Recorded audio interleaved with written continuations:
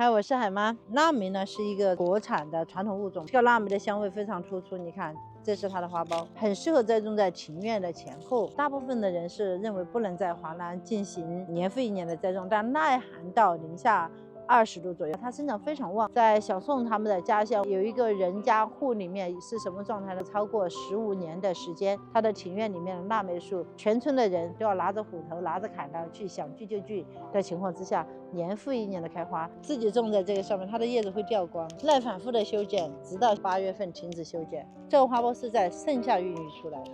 我在阳台测试了6种香花，早春开的是腊梅，盛夏开花的就是黄葛兰、栀子花和茉莉花，以及到一个球根晚香玉，剩下的就是我的玫瑰花、甜蜜马车。栽种这些植物在自己的家居空间里面，用香味把自己包裹。过年的时候行插腊梅，腊梅是一个受欢迎的传统的代表我们中式文化的一个植物，介绍给你们认识，非常好养。